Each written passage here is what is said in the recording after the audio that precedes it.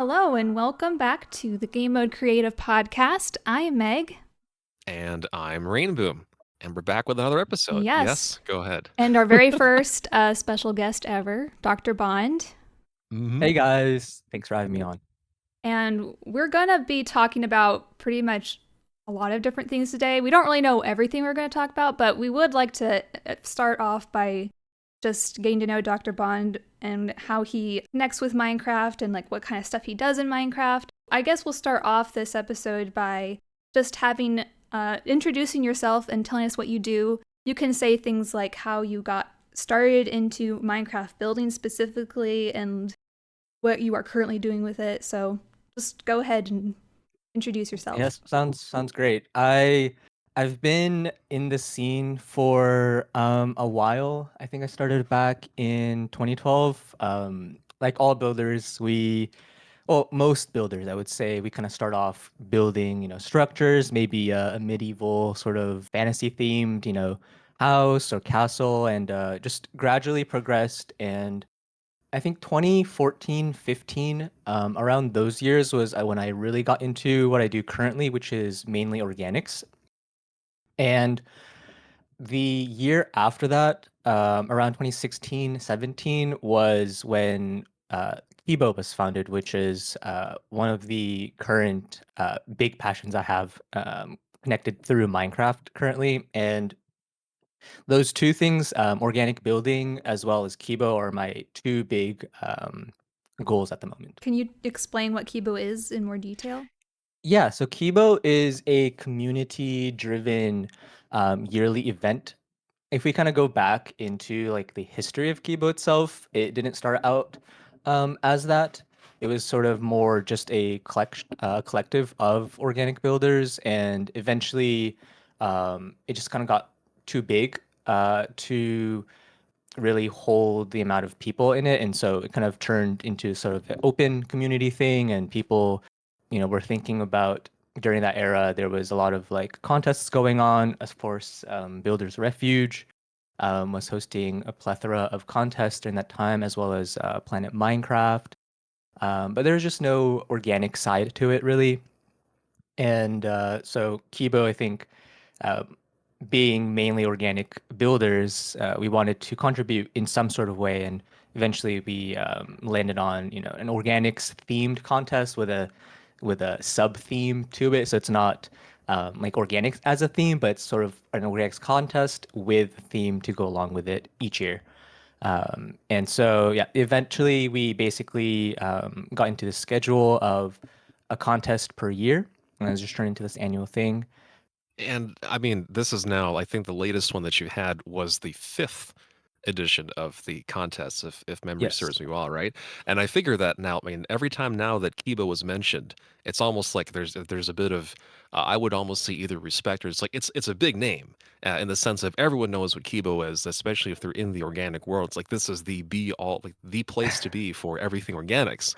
But I would almost wonder how organizing that first contest might have been like, because I know that, starting from somewhere and kind of getting the community of people, would you say Right. it was a challenging contest to organize at first because of it being one of the earliest organic contests that might have been around potentially? Great question, because during that time, I personally was in a position where I knew a lot of the organic builders. And so it was more so getting like um honestly, it was more about getting the prize money ready. It was sort of like to be honest, one of those things where at that time marketplace was just coming out and everyone was sort of pivoting towards transitioning from hobby to job. And this was really important Ah, because a lot of the prominent builders at the time just, because they were so busy, they couldn't take the time to, go off and do contests because they were making money and, they have to support themselves. And so, I was trying to think of a way to not only, incentivize others, but also have a high level contest without it being like too competitive. And so kind of just was, me reaching out to a lot of organics builders at that time, We already had, a relatively high level sort of group amongst Kibo before the contest was ever created. And so using sort of that foundation as a base, it just naturally, logistically just came together. And then, with the prize money, everything, I think people, perked up a little bit and eyes opened up, as I think it was at that time, the very first Kibo was the biggest prize money wise that BR had hosted, as we always have been hosted through BR. And so that was, I think, one of the big incentives to really get it going. As Plant Minecraft and all these other things, they're all community driven, really. And so sometimes it can be a little bit hard in a way to say, okay, this is like, the contest to join because there's so many going on. But yeah, it was certainly a struggle in terms of that. But I feel like I've always been very lucky to be surrounded by very gracious people, and they've given me their time and effort to make this a reality. It does seem Yeah, I to don't. be successful because if you look back at the first Kibo contest plots, which I did recently, compared to this year's, Mm, it's actually really amazing how many new organics artists have emerged since then, and also just mhm. the skill level, how it's increased over time. Honestly Yeah. amazed at like how dare I say it, how simple some of the first plots are in the first contest, and it's just hmm amazing to see the progression over time and how people have taken it more seriously and have put a lot more effort into it, which is really cool to see. Yeah, that was honestly one of the biggest goals in mind, because when I first planned Kibo out with the other founding member, I'm just going to name drop them, but it was Pearlescent Moon, now Hermitcraft famous. But we had essentially tried to plan out this vision that would, for Kibo to serve the community in the way that it wouldn't really just be about, prize money or prestige or fame, but it was more about showcasing, the best of the best, so that people just joining could see, the potential of the art medium in Minecraft. And this Hmm. growth, I think, has really shown throughout, the years of Kibo. And even outside of Kibo, I remember all the different contests over the years and how, it's always the organic plots that win. So it's hmm always like, yeah, it's just something that I guess everyone's like, oh, why not just have a contest for just organics? Because they're always win Right. anyway. So, Or even networking too, I think, because if you're somebody as an aspiring organic builder that wants to get to know of the community generally out there and you don't know where to turn to, I think having contests like this, I can imagine, yes, it's help great to for build that growth. network, right? So you can actually get to connect with all these other, whether they're bigger organic builders hmm or maybe people that are just starting and giving them some advice or This some is references or something. this is so interesting too, because like back in the day, organics really weren't. When I say back in the day, it was, well, I should say like 2016. Organics really weren't like anything of importance, to be honest. They were sort of like, you know, alongside, I would say it was like structures as the out of the three structures, terrain and organic. Structures was definitely so dominant. In Hmm. any contest setting, any, personal build, any post, it was just so dominant. And organics was sort of like the accessory to, the structure, whether it's like dragon on the castle or, Oh some yeah, not the humanoid. focal point of the build. Exactly. And Before we get too deep into this, I just realized we really yeah. need to give a good definition to anyone listening to what organics are, so we're not Well, just that's true. speaking in like We're Right, not riddles to right. talking about everybody. this is not green matter compost or anything like that that you Well, put out in the yes. reality, How would or you? something. What's your No. best definition for organics? Like, what do you think it means? So I split it into two definitions. I call them organics and organic. I think organics with a S at the end can be, sculptural. So, anything humanoid, living. You can, Mm-hmm. anything with movement. But also the term organic can be applied to things that aren't organic. So things like structure, anything static, non-moving, stationary. You can have organic curves on structures, and certain, very very non-humanoid things can still have movement and life.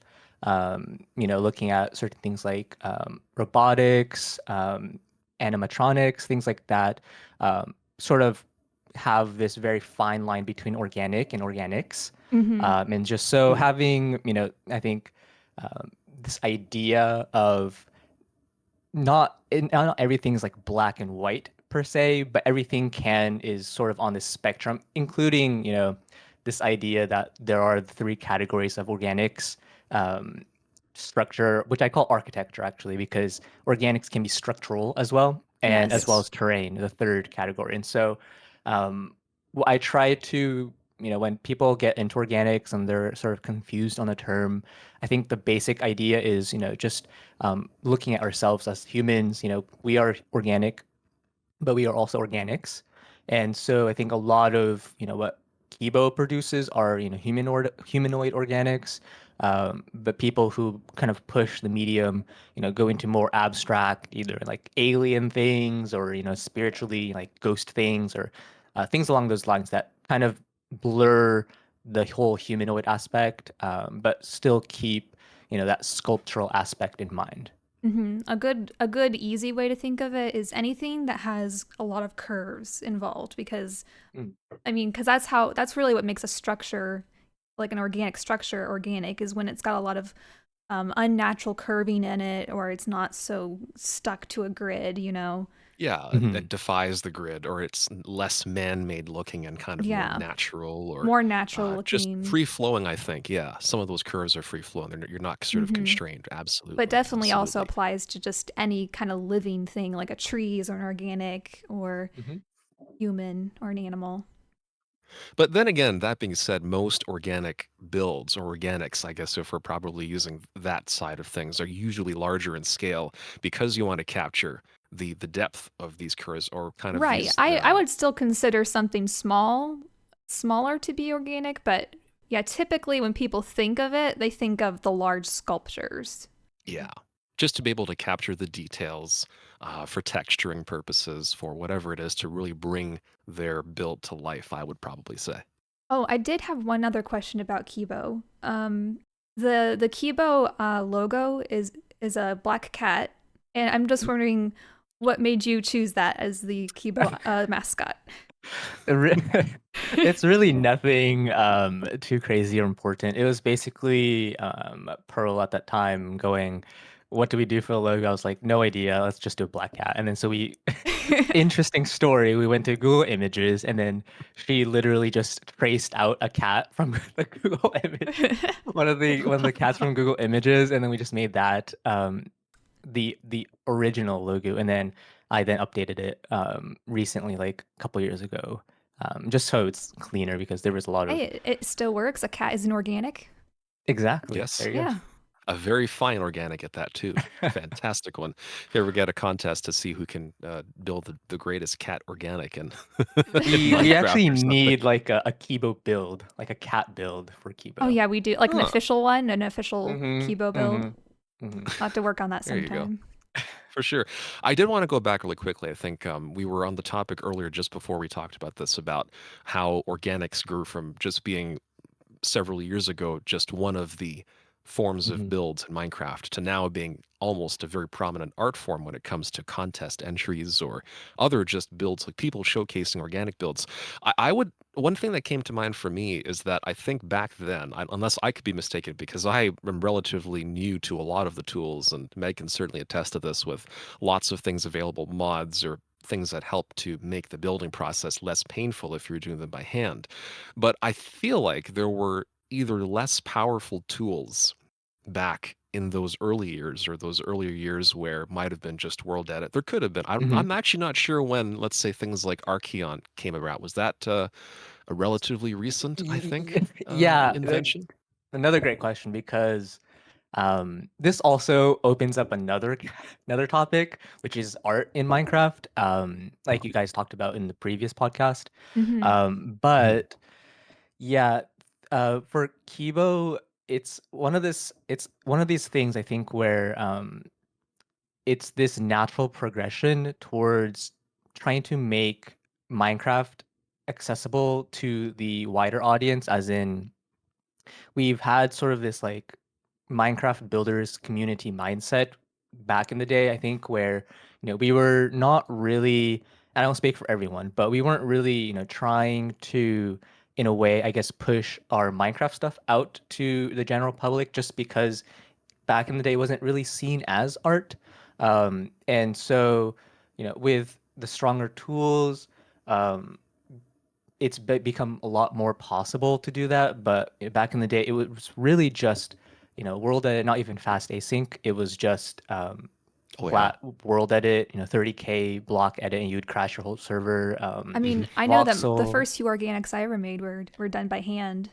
And that was Yeah, also there very was common. Very, very daunting task, I imagine, trying there to do that was, without tools. there was wireframing back in the day. Oh Everyone just yeah, would, that hand was the place, only way to do it back then. yeah, Oh and wow. when the Voxel box created Voxel Sniper, it was revolutionary. There's a lot of big names who are, trying to use it for organics, but at that time it just was not optimized. It was really clunky. There were some issues, and the first person to ever really successfully use it, in my opinion, was oh, what's his name? I completely blanked out. He was in Angel Block Society. Meg, you would know him. Would I? Yes, you would. We talked Maybe about once this you say before. it. Um, I don't know.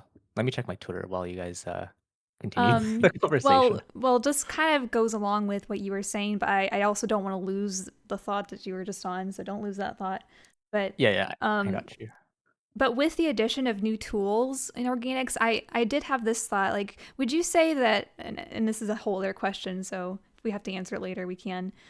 Would you say that building organics now is almost because it has become easier over time with the new tools that we have at our disposal, would you say it's much less specialized than it used to be? I mean, I still think it's more some people think it's more complicated still than say just straight up structure building, but it does seem Ye- a lot easier and more accessible to everyone, so it's not as specialized as it was years ago.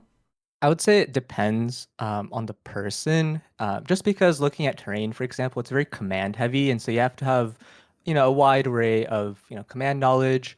But I would say really the scope of organics has really just grown. So, the idea that it's sort of this specialized thing, I think has definitely disappeared a little bit. It's kind of cemented Right. itself as, more common thing to see nowadays. But comparing it to structure, I would say that there is definitely a higher hurdle, just the initial hurdle, and maybe even really getting into the highest contributions of organics when compared to structures. Personally, just I'm biased because I do mainly organics right now, but I would say yeah, there's a little bit more comfortability in the scope of how big you can go in terms of creativity, but that's just taking into account if you were to build solely within the organics category. I would rather much entertain the idea of merging organics architecture and terrain together into Mm. sort of the spectrum again, where you don't really try to categorize anything really, but you bring out your own personality and what you're building. So for example, like Aquasomnia was this dual architecture plus organics build, and it's really, I think, this idea that people in a way end up limiting themselves when they go into these studies about organics or just architecture or just terrain. And um, it does take a little bit of time, I would say, because each category does take a significant amount of time to research and get good at. But when you're comfortable with that, there's definitely this deep, deep rabbit hole where it doesn't just stop at just organics or just architecture. Hmm. Yeah, And I also also, think yeah. sorry, go ahead. I was gonna say I think also even the bar if you were thinking about it, Meg, you might have been leaning towards like specialization or really standing out from the rest. I think Mm-hmm. it's all scaled up. I think too, because even in the realms of structure, there are things that people can do now that couldn't have even been imagined in the earliest days of trying to build structure. I can imagine some bakery examples, for instance. But I think that now that we have the tools, anybody can. Like to me, it actually amazed me how quick and easy it is now to generate terrain and even Oh just to yeah. put a few basic building blocks. Hmm. But I think the real skill, or at least not the real skill, but I think where people can get creative and stand out is to how they can shape it into something that catches the eye. Because let's say anybody could now plop down terrain, but it takes a certain kind of eye to be able to really shape it and sculpt it into something really, whether it's convincingly realistic or something with character or some kind of motion or something that might be in the eyes of anyone looking at it, saying something that's more than just terrain. And I think the same thing goes with organics, where people can then build on that with whether it's their own eye of creativity. And I think that's kind of it's kind of the bar for where that specialization and standing out, I think, is also scaled up Hmm. along with the presence of all these tools, I'd say. Yeah, I agree. Also, going back before I forget, the name of the builder was Nexus MC with a three. Um, and yeah, so really back in the day, just to recap, um, there were a couple, big schools of, I would say just groups of builders, and Angel Block was definitely one of them. Who was they were, they've always been throughout the history of building groups or individuals that push sort of the medium of Minecraft. And in a way, during that time, Angel Block was very, very dominant and in the contribution side of things. And amongst those builders, I would say Nexus was able to utilize voxel the best. And there were a couple others I would say, but I think he stood out definitely to a lot of builders, and it kind of spurred on this new generation, I think, of this transition from wire framing to the sculpting method that we use Mm-hmm. nowadays with voxel. Actually interesting to think about the origin of organics just in general. Like, I wonder who the first person to ever make one was or attempt to do one. And It's I'm sure probably there's many people who do them that He'd we just don't probably know want to about. claim that too, I think, as Mm-hmm. well, because maybe even before we even would have considered them as organics, they were already being built. It's just Mm-hmm. a matter of who might have been out there that did it. But Mhm. yeah, or I guess even being recognized as a category of something built in Minecraft overall too, right? Because I know that when people back then surely would think of Minecraft, it was strictly because, especially if you were coming from the player experience of building it or just being in survival and not Minecraft as an art medium, I think your point of view might just be, oh, let me just build on player scale structures. Or if I wanted to make something organic, it might just be trees that are or terrain or something Mhm. painstakingly done by hand or whatever that is at player Yeah, scale and stuff, right? I also think that definitely contributes to this whole idea of Minecraft as an art medium now. Back in the day, it was just simply not even in the mindset of people when, it was, I would say, the general community. It was really just about sticking to the grid, player POV, or even if you're going above that, it was always, square is pretty static. Organics, again, were sort of this accessory that was sort of, it was like a luxury, if you could call it that. Being able to, create curves and things. And also, I think just naturally with the palette having grown bigger, more slabs, more stairs, more things that aren't as, cubic, it's definitely helped this push for Minecraft as an art medium.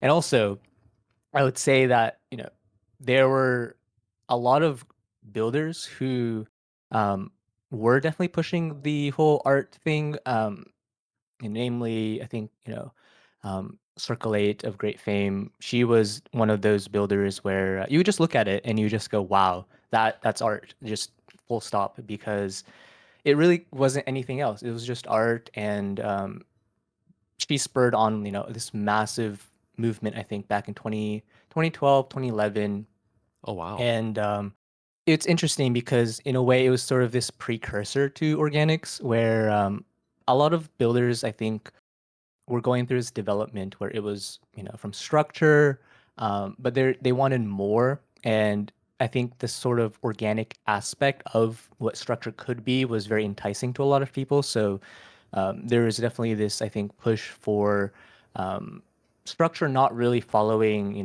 reality in a way. And so there was a lot of fantasy spin-offs, and as a result, I think people were just like, we want organics really to be its own separate thing. And I think that's, where it started blooming, in 2014, 15, 16 was this transition from this architecture being, as organic as possible, colorful, very whimsical fantasy stuff, um, to this full on, making sculptures, animals, things of that sort. Oh, for sure. I think honestly, looking back, the first or the only things I think that people would have done, or at least in my community, because I interestingly come primarily from a structure background. So I'm more with working on cities and realistic types of builds. But I remember what people would have probably considered the most non-grid like back in those days for what the communities I was with was pixel art or Mm, map art or things that would have been, let's say you take, because some people saw, like, I guess the earliest forms of some kind of creative way of using Minecraft was as if it was like paint or something where you could pixel art things and mhm. try to use or kind of be creative, get creative with certain materials to be able to give off these really interesting gradients. And when it came to almost replicating pictures and just putting them in games. So that was, I think, the furthest. But then taking that then to the third dimension, Yeah, that's something I had not seen yet at the time. Yeah. the idea of it being, like a paintbrush. It's exactly, what I believe, because, sculpting is literally just clay, but in digital format in Minecraft. A little Hmm. blocky, but Mm-hmm. it is still clay in my Yeah, mind. And that's how so, I visualize it too when I'm building. I just imagine I'm mhm, playing with clay and sculpting it. yeah. Hmm. I did have one question that's more related to contests specifically, because you do also judge the Kibo contest every year, correct? Hmm. Um, so Yes. this might be just helpful for anyone who is interested in doing a contest, whether it be Kibo or another. But what I was just wondering, what do you value most when looking at a build, like especially when judging a contest? Yeah, this is a packed topic actually. Because as every new year we have to reevaluate what is important, what our values are as Kibo, and each year I look basically at sort of the landscape, and I try to find what people value the most in Minecraft art. And so, you know, year one Kibo judging parameters are definitely different than this year's or last year's Kibo, and I think this constant change is definitely, it showcases just the improvement rate of organics in general. But yeah, to answer your question, we look at a couple things. Mainly, just to start off, we have three categories in the sort of grading rubric, if you could call it that. That is, the first one is technique, the second one is creativity, and third one is clarity. And so, technique really encompasses anything you're doing in game, whether it's detailing, it's your choice of color, it's the composition of the piece, whether you're using the tools in a certain way, the efficiency of it.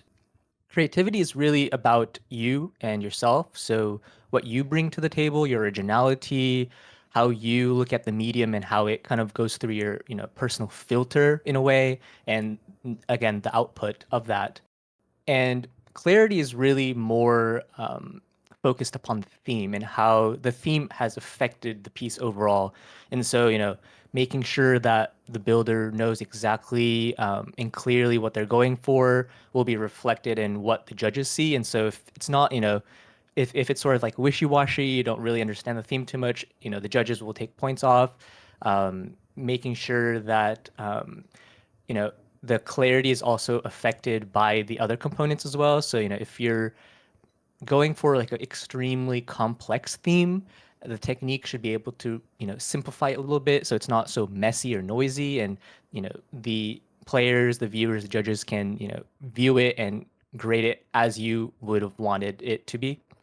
And so, we do have these three categories, but they're very much interconnected.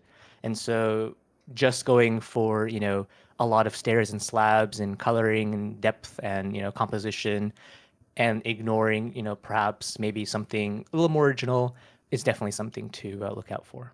So really, the best builds are ones that take into account all of those factors. Yeah, I would say so. Yeah. Do you get a lot of Having like those a good kinds of submissions, is composition. it? Huh? Say that again? Oh, do you get a lot of those kinds of submissions, I assume? Oh. Well, well, I mean, so it's interesting because again, the landscape has changed since 5 years ago, and you That's know, fair. it's Yeah.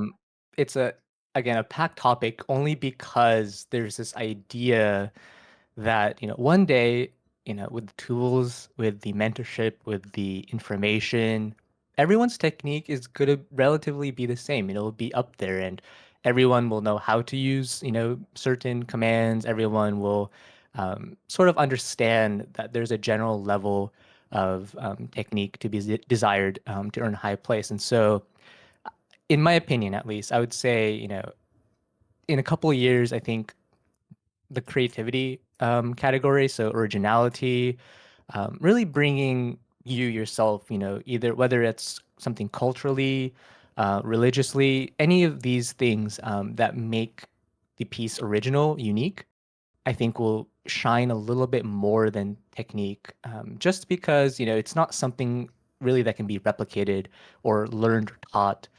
It has to be experienced, and that's the one beautiful thing about Kibo is that we have many builders from many different nations and cultures and backgrounds, and when judging, we don't try to judge the builder themselves. We just judge the piece. And, you know, people have good years and bad years. Sometimes, they have just life and they don't have enough time.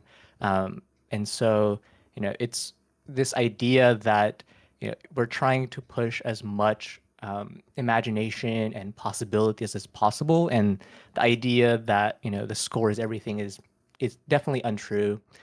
We try to at least showcase the beauty of Minecraft in all visual aspects. So it kind of was almost like going back to when we were thinking about where the standard of what sets builders apart from just the norm is continually rising. And so then you're going to have to modify the criteria based on what works best. And so where you can still get that differentiation because like with technique again, as things as I especially think as things get more documented, because I think a lot of the tools right now, especially newly emerging ones, have yet to be documented, have videos done on them and have really just ready reach amongst the community. But once those start to sit in, then surely everybody who is into organics is likely going to have some knowledge of this tool or this technique. And then it's just really where or how they execute, I guess, is where most of the emphasis is going to come in. And creativity, I think, is the hardest part about it is being original. Like you could see the same organic done 100 times, but how are you going to take that same concept and make it unique? That's very difficult to do. It's good to see how it's improved, how even like creativity, I've just seen so many more creative organic builders out there. So even that is leveling up, but it's going to be hmm interesting to see how it improves even within the next couple of years, like you mentioned. Yeah, I mean, we even have, within the creativity category, we do have a subsection called innovation, where, players will get extra points, not extra, but I guess more points based off of, if they've innovated, either created a new technique, done things, in a new, exciting way, things like that. I think organics is definitely one of those categories where it has a lot of potential to still be explored, just because it's not rooted really in reality oftentimes. I see, a lot of structures, at least, they do exist in real life, and it is, this idea that a lot of what we take from reality is sort of a reflection of our builds.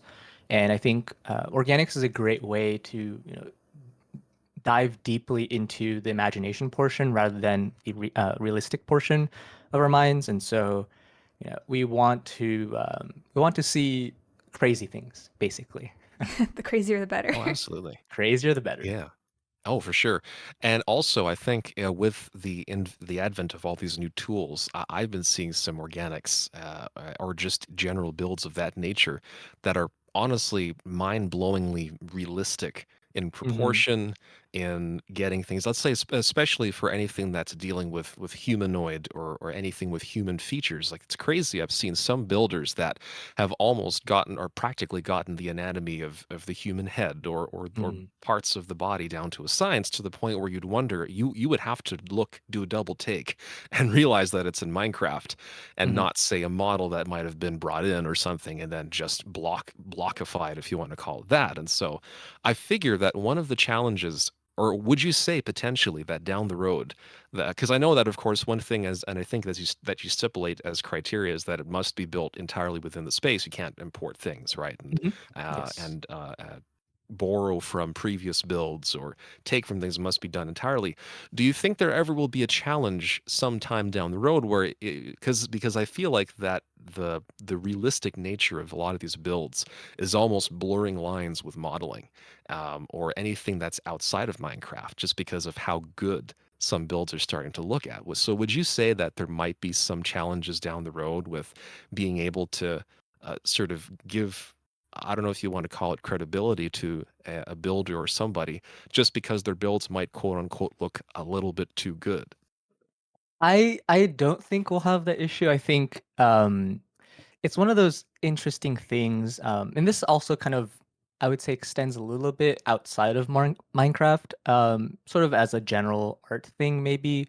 But I would say, just based off of how, art is just an extension of reality. And so if we just take reality as the most, accurate form of reference and we bring it into Minecraft, um, you know, currently players are looking to replicate reality as close as possible. So being, Hmm. anatomically correct and having things that I think us just at a glance looking at would say that's correct, that's right.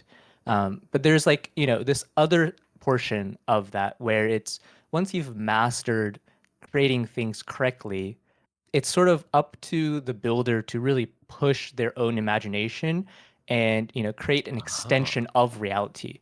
And so oftentimes you'll see for example at a art gallery a sculpture that's definitely not realistic, but it's purposefully exaggerated in some sort of way, and that's definitely for the artist, just their filter of what they see taken out of reality, put through their mind, their experience, their, basically a life existence.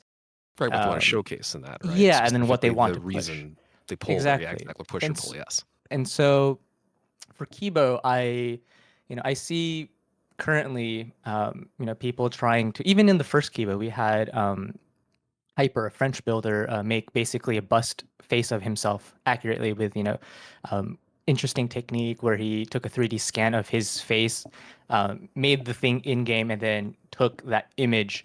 I guess the image command is legal in Kibo contest, and then pasted it and then rotated it a bit so it fit accurately. But we've had faces, busts, humanoid things that are correct, and I think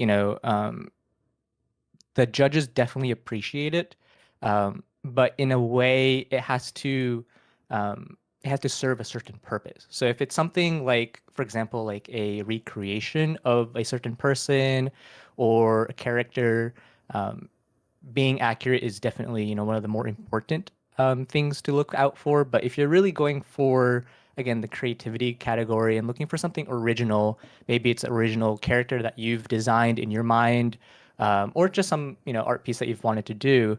um, there's definitely more, I think, than to just recreate the most realistic possible face or body. Yeah, I see. I see. And probably then also would come down to Again, going back to raising the bar, where you could potentially get something done accurately, but if it's not achieving its purpose, then, or it's not Correct. fully achieving its potential or purpose, then Mhm. something else that might not be as anatomically accurate, but Mhm. has more artistic expression or creativity or something that it evokes, will likely obviously score more points in the scope of a contest compared to something that was just done for the purposes of accuracy, if there was no deliberate reason for it to be done that way.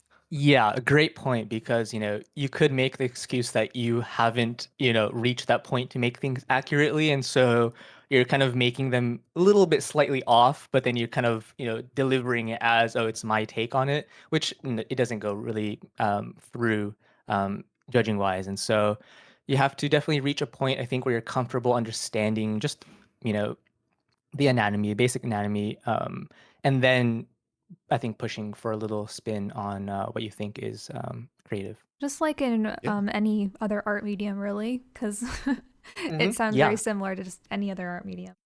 that's Yes, true. exactly. That's true. Yeah, yeah. Which one more thing, I guess, and this is kind of a more, I guess, overarching and very out there question, but do you ever think in however many more iterations we hope to have the Kibo contest go for years to come, but do you think we'll ever hit a point where it'll become very hard to wow you as a judge or anybody really when you look at a particular game? But do you think we're going to get to a certain point where everything is almost so good that it's really hard to set things apart from saying what looks subjectively good in this versus another and whatnot? That's very interesting.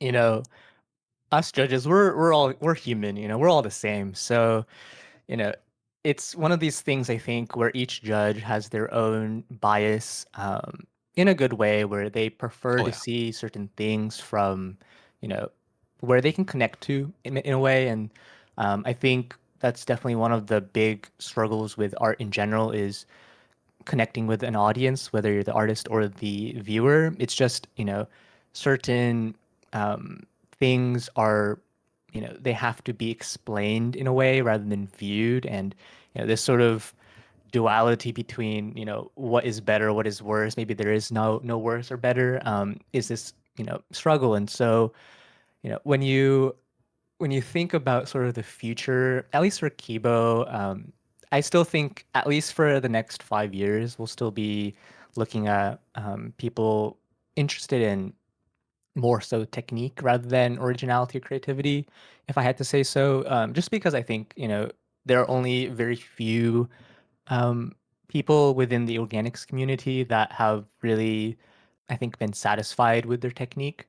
Mhm. But, beyond that, I think I can't really say. Who knows? I think it's sort of this, wild no man's land where you can't really imagine what hasn't been built, and so you can't really judge that either. And Oh yeah. with times, judges will also change, of course, and so maybe today's you know new person who's never built will be a judge in 5 years, and you know, trying to always keep this balance between old, new, and somewhere in between, I think, is definitely um, one of the big points for Kibo, trying to um, not in a way stay relevant, but to stay accurate when it comes to grading. Yeah, for sure. I mean, even individual people's perspectives will change too. Like the judges, for instance, from let's say Hmm. somebody from the first year might Oh have yeah, judged a certain way based on a certain point of I view, can but I then can they tell you. themselves, Yeah, I could tell you that my perception of what is a good build has changed drastically over the years. exactly, like they will also grow over years. Yeah. Yeah, some of the first builds I ever saw, some of the first organics, I back before I was into building them myself, I thought they were the best thing ever. But now I look back on all those builds I used to admire, I'm like, oh, they're actually not that as good as I thought they were. Mhm. It's just with when you get better, everything Oh, around you absolutely. is has a different perspective. So then that could also just naturally push the standard higher as well, and so there'll always be something that could wow you potentially. That is Mhm. interesting. But just because of the fact that everybody is getting very creative and the techniques, and because it's becoming more accessible, then you'd almost wonder sometimes. It's like it's really interesting how many years down the road would it be where everything just catches up almost to you. But I Mm. trust that with the community always being changing and growing and developing and even maturing, especially in some cases, then there's definitely lots of room for uh, people to be wowed. At Right. the end Yeah. of I the day, it mean, seems like. it's that's so evident because, little bit back into the history of Minecraft, there were, you could call them spikes within a graph of individuals who definitely pushed a significant amount of this, technique or creativity within the community. And nowadays, it's not really a spike. It's more of this like, there's a lot of people that are doing this. There are a lot of, talented people who are pushing for something new, something better. And so it's just very evident to see the amount of people from, back in the day where it's only really was a couple people to now it's, 10, 20, 30 people that are all, at a very strong baseline of, I guess you could just call simply skill. Mm. Yeah, I see. Oh, I had something here, just as kind of spinning now, just as an organic build, because you mentioned that you're primarily with the organic community and Mhm. seeing builds and producing builds of your own as well. And I know, Meg, we've talked about this also sometimes on occasion when it comes to how organic builds are received, especially in the non-organic community. So I know sometimes we talk about builds that we think, or at least from the community of people who know organics, think this is a really good build. But then when it gets out to the outside world, people might not realize that it's Minecraft and not fully appreciate what it is, and just kind of look at it as, Mm. oh, that's a really cool model or a cool whatever. And then all of a sudden, you probably aren't getting the reception or the interactions or impressions you were hoping for or looking for. I don't know if you've ever experienced this, Bond, in the sense of organic builds being underappreciated for what they are. But do you Yeah, have I anything, any experiences or anything about that? yeah, it's the, old story about posting your build onto Reddit and then basically getting downvoted into Oh, oblivion yes. because I've had that people happen. think Oh dear. you've imported, whether it's from, ZBrush, They would Blender, like whatever. delete your post because this isn't Mhm. Minecraft. I'm like, yes, it is. Yeah. I Yeah. mean, Oh I boy. I've had a lot of experiences just because I had a post, it was the highest upvoted in Reddit history, and it was an organics build.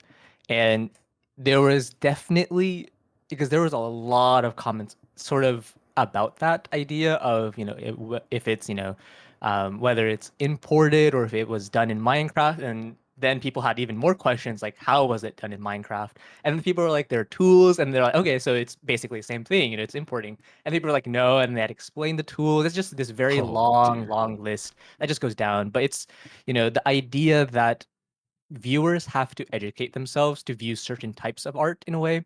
And it goes down, I think, into, modern art or things that don't that aren't as visually apparent as you might think. And so Minecraft, I think, has a little portion of that. I think it's pretty easy for people to understand just because Minecraft is such a big game and they understand the idea of placing blocks and creative mode. But beyond that, I would say not many people know, things like voxel sniper and whatnot. And so I think it's just not really this hostile thing where people hate Minecraft art or they look down. They just don't understand.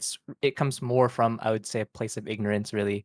And yeah, I think any builder who's done any sort of a Minecraft organic post has got a little glimpse of it at least.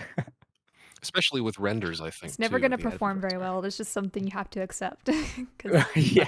There will always, I guess, be the organics naysayers or do not people that perform. envy or I Yeah. would I would say I would say if you have a long history of posting or you have a general style that people um, are able to identify, then it no longer really becomes a problem. They just go, "Oh, it's that organics guy on Reddit," sort of thing, because you've already previously shown in previous posts maybe how the process was or Mhm. screenshots of progress. It really is, I think, just educating people about what is possible, and the general audience, or I just say the public that have no clue about what Minecraft is, building wise.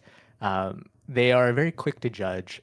So, Yeah, they uh, think of Minecraft as, fighting monsters and building a shelter. They don't think right, of it as like building crazy art. right. And, That or yeah.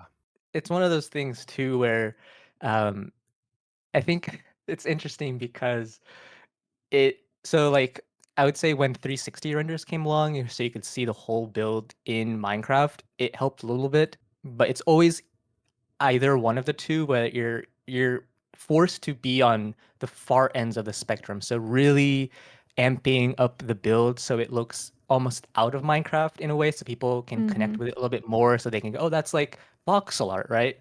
Or you go all the way to the other side where you just post the Minecraft screenshot and people go, damn, that must have taken like a long, long time in like survival mode. And then you have to like tell them, oh, it's creative mode, and but Yeah, I was I gonna think say, people yeah. accept either of those two, but somewhere along the middle, sorry, you just get lost or something. You get that gray area, yeah, or Yeah, yeah. even those purists in Minecraft that say they shun mods and say everything must be built by hand to be a true Minecraft build or something like Yeah. that, you know. Right, right. I do think having the Kibo contest as it grows and becomes more prominent, like I still don't think, most builders probably don't even know it exists, but I think it does still help spread the kind of awareness of, oh yeah, this is art in Minecraft. Like, Mhm. because we that's something that I try to do a lot, is just try to educate people, like, this is what I do. I make art, but it's Minecraft. But it does happen so often that people just don't believe it, or they'll click on it not realizing it's Minecraft, and they say, I didn't think this was Minecraft, but they clicked on it and then discovered it was Minecraft after clicking on Right. it. And it is very challenging to try to break that barrier when so many are just caught up in other areas of Minecraft. But Minecraft is such a broad game with Mhm. so many subset communities. It's very Oh, it's Yeah. difficult. moved, yeah, well beyond the original intent of Right. survival and creativity with kind of just messing with infinite resources, and now it's several things to But I do different think people. Kibo is helping grow just that one subset community of Minecraft, so that there is a little more awareness in that area. Oh, sure, absolutely. I didn't have any other questions. Did you, Rainboom? I pretty much, I think I've gotten a good glimpse because I myself am somebody who is still exploring the realm of organics, actually. So getting to know different builders and seeing how their different styles are, how they sort of will craft their take on organics and build certainly, and of course, Meg, watching what you're continually releasing has always been fantastic, and Hmm. seeing all those builds come through. So I really appreciate it. A lot of the insights regarding the organics community and getting some more of an idea of where I could be as somebody who might be just starting out with building organics. And maybe if we turn to some of the community questions, maybe we might have some Yeah, that people would be a asking the good very same segue thing. into What do you that. think, Meg? We do have You want some. to? You can take. Yeah, go Yeah, ahead. I did want to introduce this a little bit, because we do have some. We That's are going true. to answer some questions from just generally from the community, but these are questions all three of us can answer. So they're kind of directed to whoever is hosting the podcast, and today it happens to be us three. So the first question was, what mistake do you see the average builder making the most? And I don't really have a good answer for this one, so I'll let one of you two take it first. I'm gonna yield to Bond and let our guest You answer know, this one first. it's an interesting question, um, because, you know, I guess you have to, in a way, like, what is an average builder? And I think, um, every person starting out building, learning how to build, they're all in, each very different spots. I would say some are maybe more command reliant, some are more, hand place reliant, and everyone has sort of, their own nuances. But to generalize, I would say, um, I think people, they end up not looking for the long term.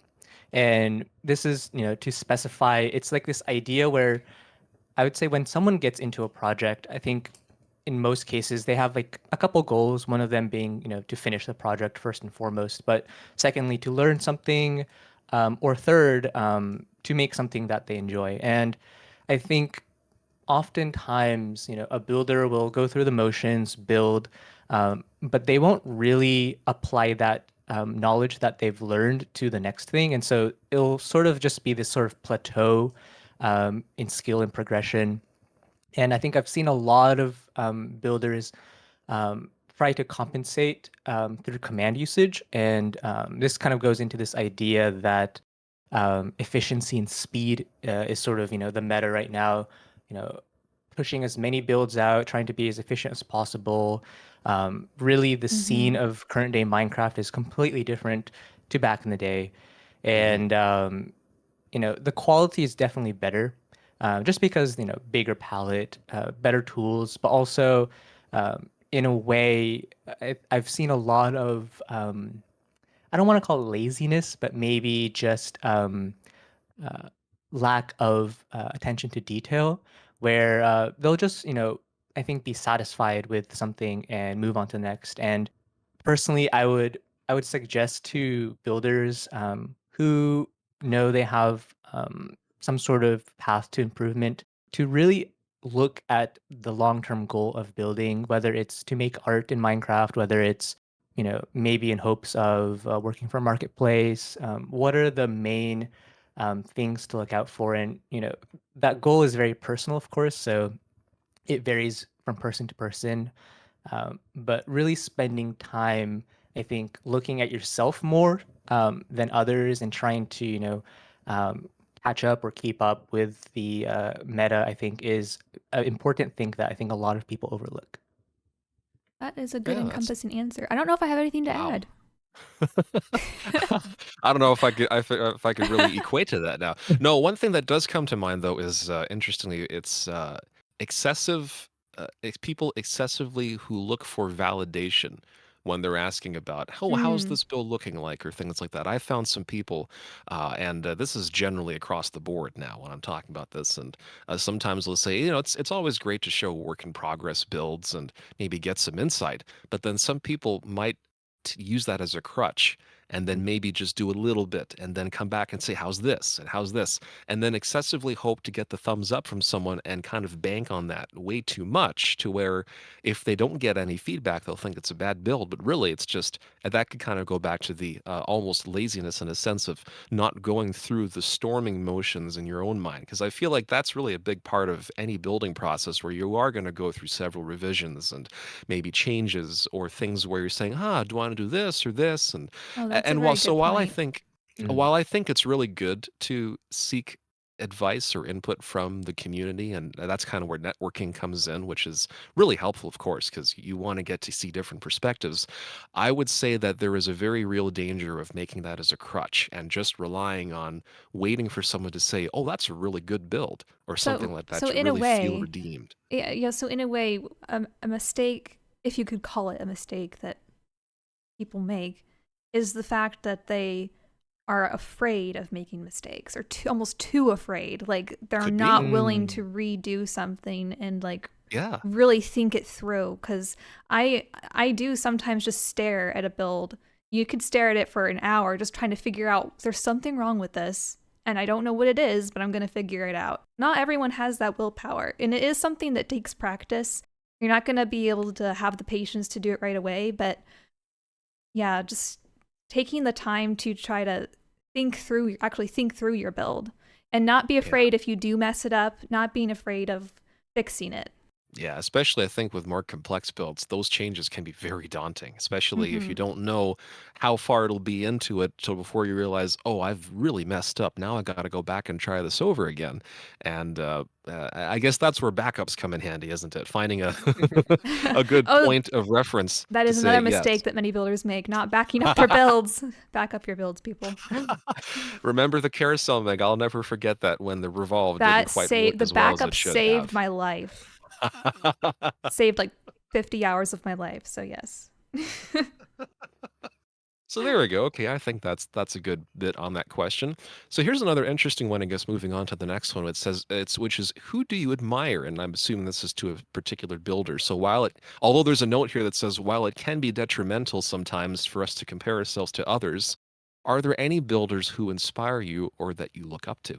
I had a lot for this one. well, You guys can go first, please. well, for me, it really for this one, I think to me it depends on like what specifically we're talking about. I don't think there's any one particular builder I look up to, like, oh, this one person is like my favorite. I don't think I have a single favorite builder, for example, but I could admire what different people do. Everyone has their own strengths. Yeah.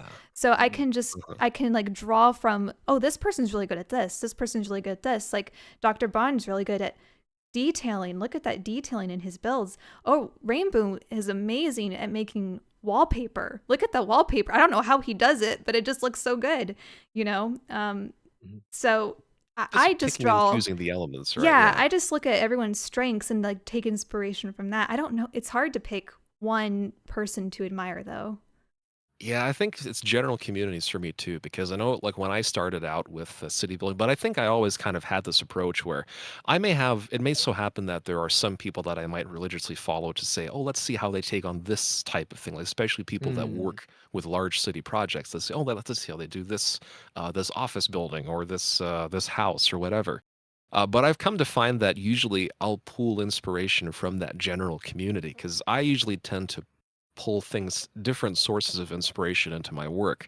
And so I've always been more of somebody who takes what's out on whatever's available and what's been shared and put out to the community and saying, let me see how I can spin this and make it into something different or create something new and challenge myself in that way. So I it's actually kind of hard now that I think about it. Yeah, for specific people. And plus, that list is always growing because there are people that are popping up in the community that just bring this whole new dimension Mhm. of whether it's organics or terrain or structure building to the table. So I think, well, I mean, I guess for all of us, that list is always fluctuating. So, but Bond, I assume you maybe have some people that you could potentially tag or I plug think here. I think what you both said was, it was quite beautiful because I think that's just what artists do really is, we like something, an aspect of another creator artist, and we just take it and we try to make it our own in a way.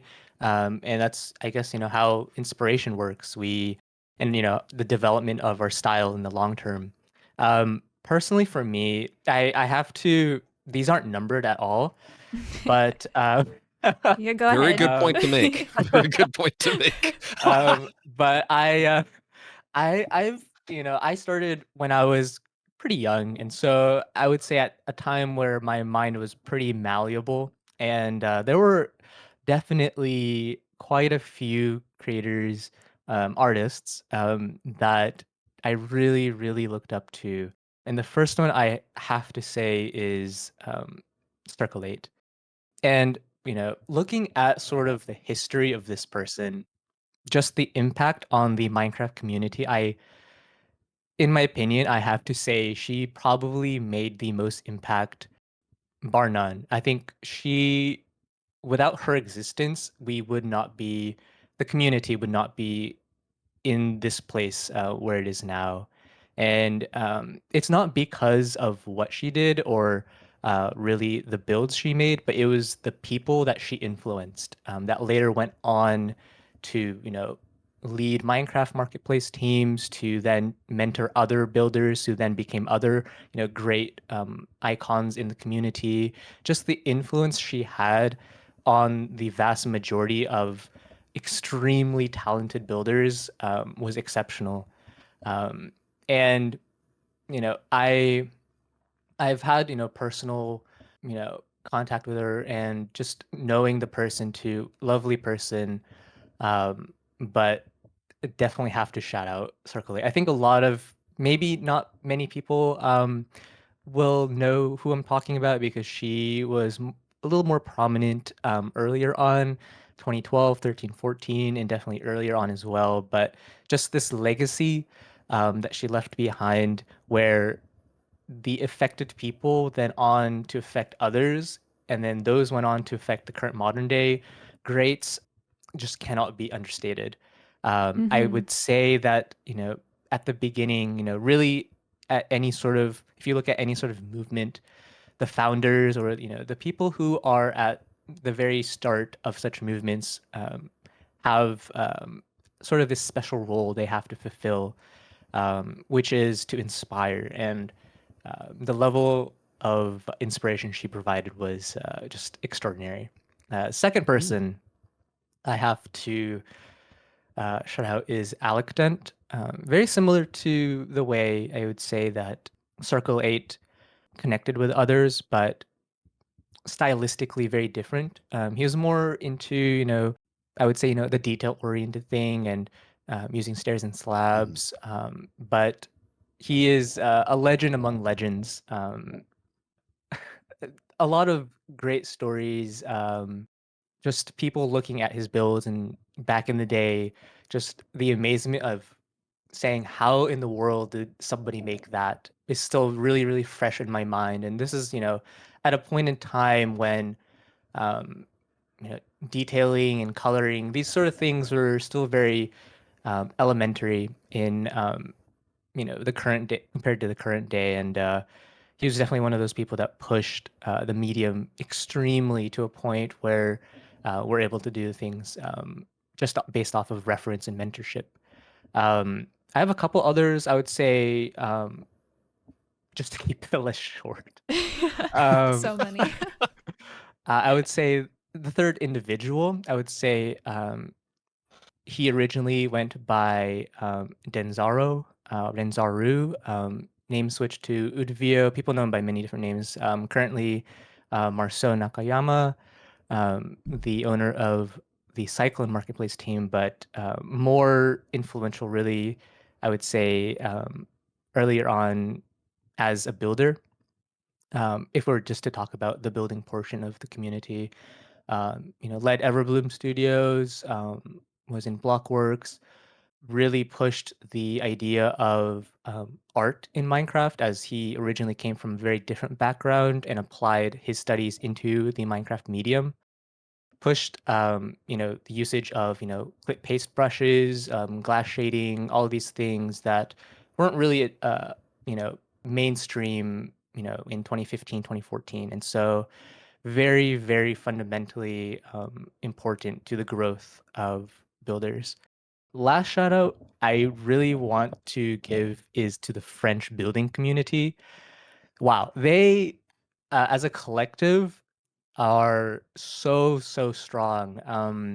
There's a lot of individuals that have, I would say, contributed, from the owner of Deep Academy, obviously Elysium Fire, Mr. Pitu, there's a lot of French builders in Angel Block Society, but just I think the foundation of Minecraft building within France is really, really essential to, the sort of global community and them bringing, because, I would say in general, the arts are generally appreciated a little bit more in Europe than I would say America, just looking at a historical standpoint. And so they brought, this sort of, reverence, this sort of take on Minecraft that really wasn't seen elsewhere. And it's just sort of integrated itself within the community, and now you can't really say this is that and this is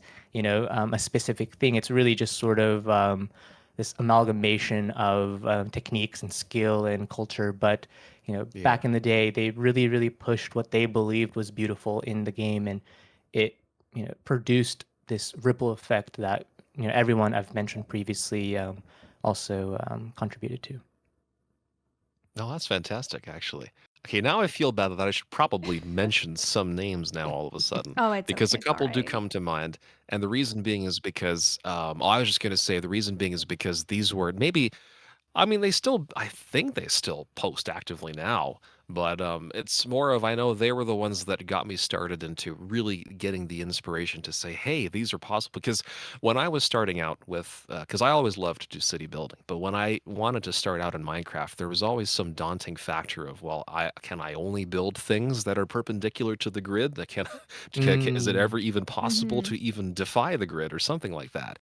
And I remember several builders from, I believe it is the Esterlon community. They're a network of city builders also. I think they have a project that's ongoing or several projects. But Hmm. I remember seeing when I was looking up image inspiration from Google Images or something, and I was looking up Minecraft city buildings. I looked at these and that was my first experience of having to do the double take of, dear me, is that Minecraft or is that just somebody modeling? And upon closer inspection, I realized my goodness, it is possible to make things that are slanted in Minecraft. And so I think Mhm. things like that or communities like that, there's a YouTuber I think named I think the Building Duck or something like that that puts out videos every so often about time lapses of certain builds in their city work.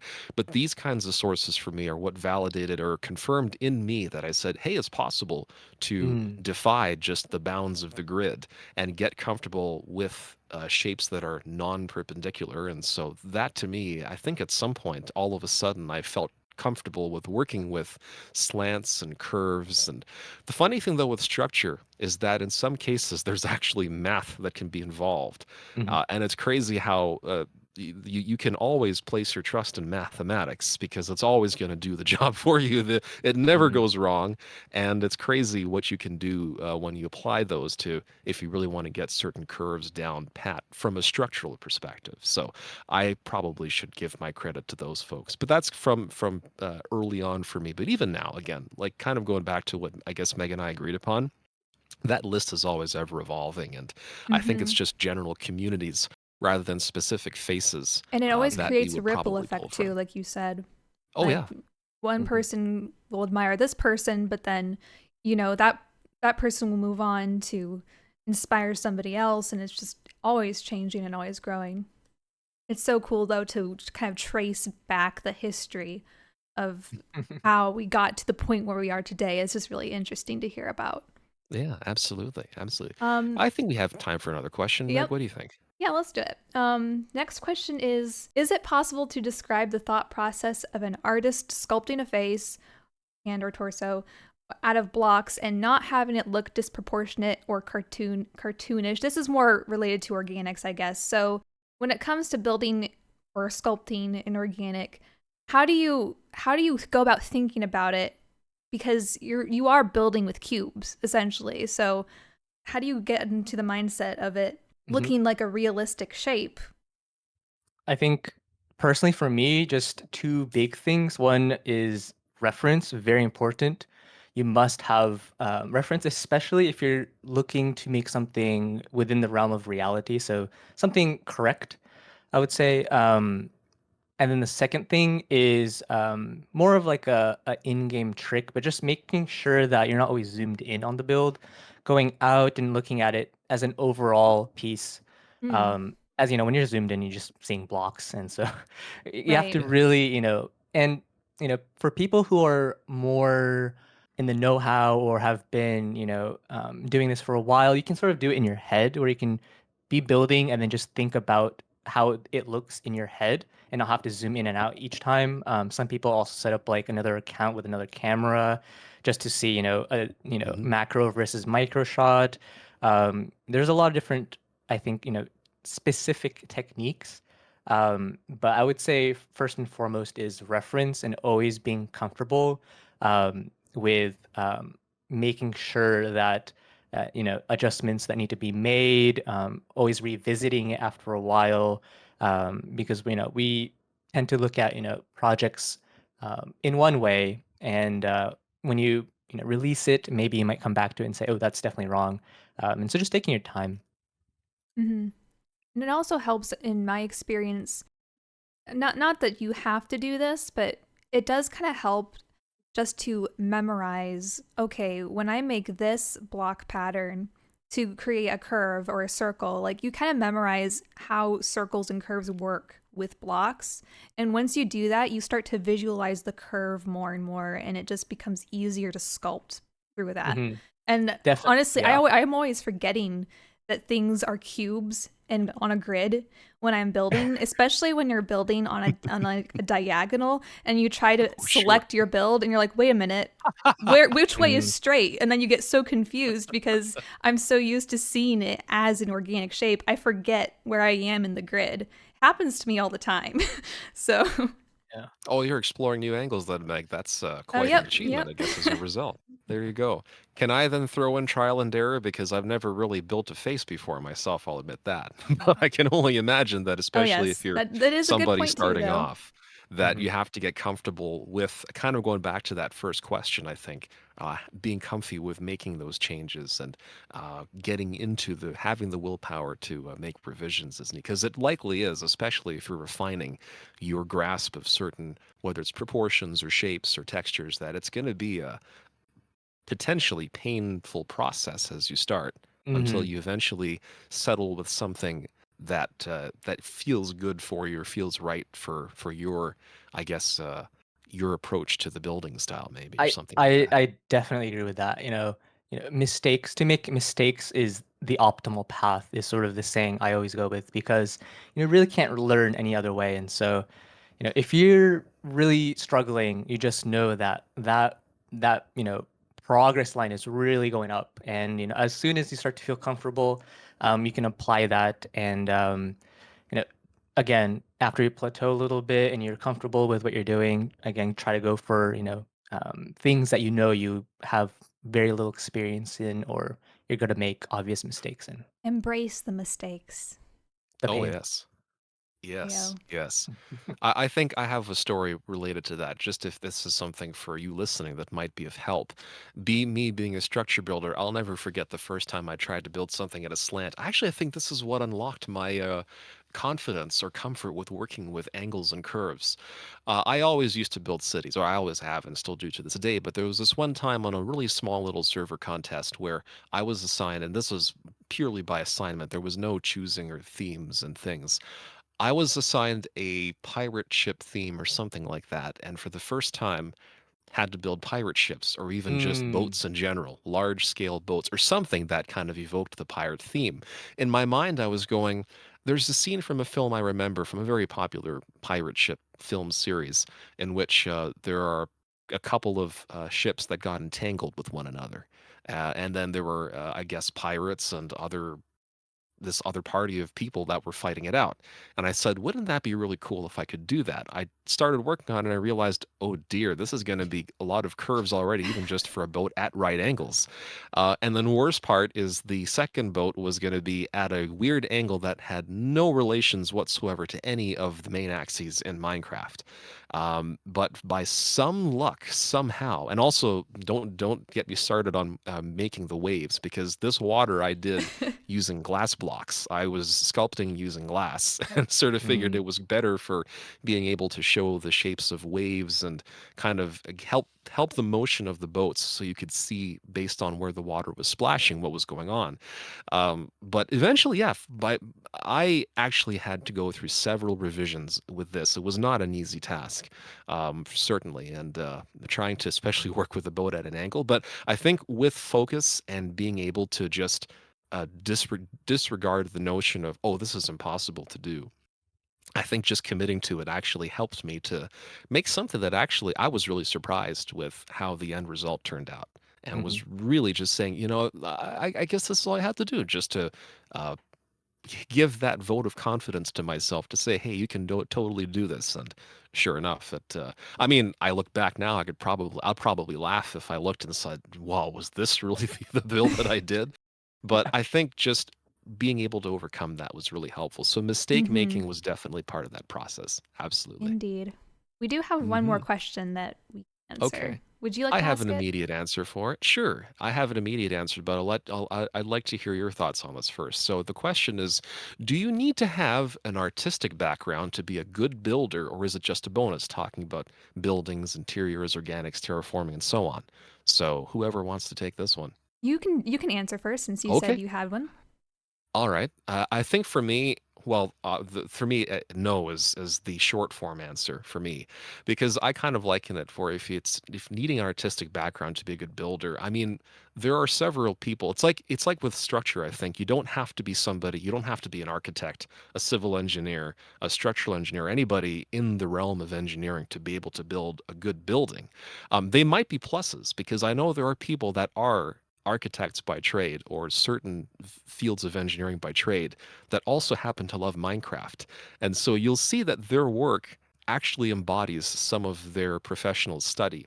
Now, does it mean that that's going to make their building any better than somebody else's? Absolutely not. I think that comes back to personal interpretation and how you do it. Like for me, I'm not I don't have any expertise with anything to do with structures yet. I will still, based on what I've learned and kind of read up on the internet, I will still plan staircases, elevator shafts, bathrooms, or whatever, just to kind of make a building, give it an extra bit of dimension for fun, and maybe lay a bit of extra piping work on the top, just to give the elements of realism. Now, might they be 100% accurate? Probably not, but I think to me that kind of helps to lift a building and kind of even if it's still a big box at the end of the day for some cases, at least give it something a little different in terms of details. So, long story short, I think it's really, again, going back to your own personal take and grasp on being creative for sure. Yeah, I'd agree that you can get into building without any kind of background, but it's also hard for me to say for sure because I do come from an artistic background, so for me it has helped me greatly. So I can't really speak for anyone else who's coming into it, but there are a That's lot of true. things you can, like when it comes to building, there are so many categories as was stated. It's not always directly related to something artistic. So there's so many different categories and ways you can build that you don't necessarily have to have an artistic background to be a good builder. Oh, sure. Mm, Absolutely. yeah, Yeah. my answer would simply be just an extension of Rain's answer, which is I also agree that you don't really need if the keyword is need to be a good builder, you don't really need an artistic background, but it definitely helps. I too come from an artistic background, many different mediums, and I would say that it has definitely helped me look at Minecraft from the get-go in a different way than maybe someone of a different not personality, of a different background would also, start Minecraft off. And so I would say if again, I think it goes, back to the idea about goals, things that you want to make, things that inspire you. Why choose Minecraft in the first place? As an artist from a different background, I would say all of these things are definitely going to shift or change this perspective of how you build in Minecraft, but you know, not what's that one great quote from Ratatouille um, about like if you want to be a great chef or not what was Anyone that can one quote? cook. Anyone can cook. Exactly. That's all. Anyone can cook. Anyone can cook. Yes. Anyone can cook. Oh no, it was a great um oh yeah, a great chef can come from anywhere, but not everyone can become a great chef. And so it's this idea, I Ah, think, yes. that if you're just going into it and you don't really have maybe, an idea of what to do, it might take a little bit longer. Um Mhm. and I think, just even if you don't have an artistic background at all, or you feel that you're not personally an artistic or creative person, I would still say give it a try. Minecraft is one of those, beautiful things that sits at a crossroads between art, entertainment, and tech. And so there's really so much to choose from. Perhaps if you aren't into building, take some time off, go into survival, and if you're inspired to, build something, but you just don't want to collect the resources, go back in creative.